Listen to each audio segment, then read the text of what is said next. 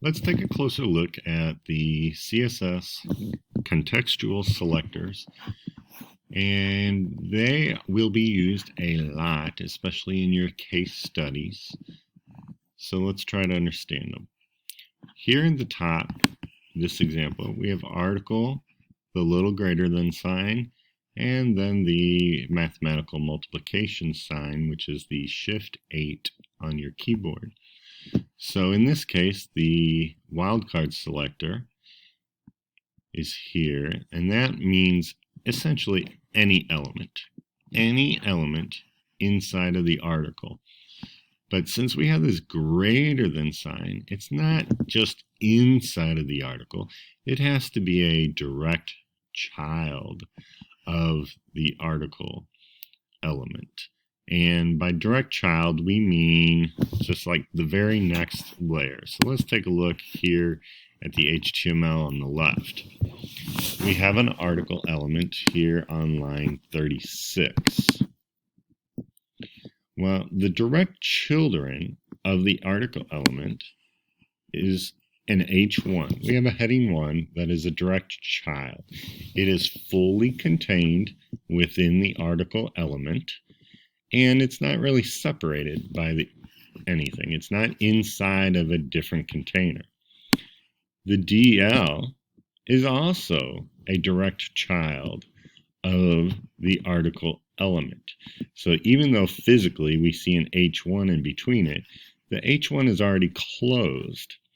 So the DL is a direct child of the article element.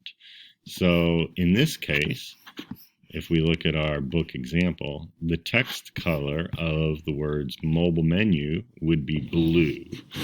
And we don't have any text that's specifically in the DL, but it would also be blue.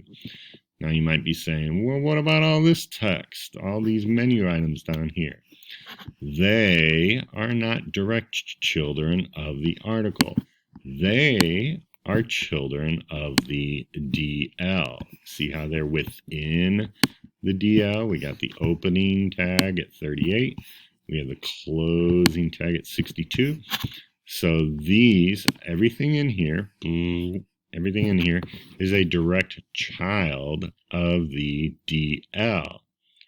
So essentially, what we would have, if we think in human terms, the DTs and DDs are actually grandchildren of the article. So we got article, which has two kids, the H1 and the DL. And then the DT and DDs are actually the kids of the DL. So taking a look at my wildcard selector over there, because we have that greater than sign, that means we only want the direct children. So in this case, the only ones that would have turned blue is the words mobile menu. All right, let's take a look at the next one. We got H1 and H2, but we have a plus sign in between those two. Those are called sibling selectors, and that generally means that we want the text color of our H2 to change, but only if it physically follows an H1. It can't be inside of an H1, so it would have to follow the H1. So on one line we would have our heading 1 element, and on the very next line we would have a heading 2 element. If that were to happen, our heading 2 would have the text color of blue. Let's take a look at this last one here, last example. This is a little bit more forgiving than the plus sign. This little tilde symbol here means change to blue the H2s if there's an H1 somewhere in the document up above, higher than the H2. So this actually happens quite a bit, where the H2 would follow the H1, and accessibility rules actually indicate that you should, and if you have an H2, it should follow an H1. Not necessarily on the next line. It could be separated by a few other elements, but it would definitely follow the H1 and not the reverse, and the H1 would not be missing. All right, let's take a look at a few other examples. So let me bring this document over here. Let's look at this top selector. We got nav ul space li space a. Now, if you remember from another section of the textbook, this simply means when we have the space that the A is contained within an LI element, and it is also the LI then is within a UL element, and that is within a nav element. We have that example right here. We have an A element, or anchor element. It is within an LI, which is within a UL, which is within a NAV.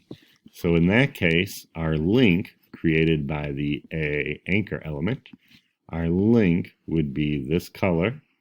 It would not have an underline. It would be black, and it would have a little bit of margin at the bottom to separate it from the text below it. So this would apply to all of our links right here in lines 27 through 32. It would apply to all of those links on that HTML file if this was the case. All right, another example. Let's take a look at 78 because we have that comma in there. Remember from a previous one, this simply saves us from having to type a couple extra lines. If we know both of these instances, the hover and the active, if we know both of them have this property, outline 0, then we can actually combine the two selectors, and we do that with the comma. So it's kind of like if we had an extra 3 lines, one with hover and one with active, except we're just combining them into this little set. Save some space. Here we got an H1 that is within a body. Well, of course it is.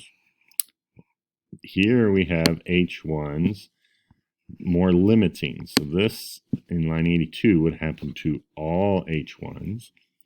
But in 88, we only want this to happen. So it's slightly smaller font. We only want this to happen if the H1 is inside of an article, which is inside of the body.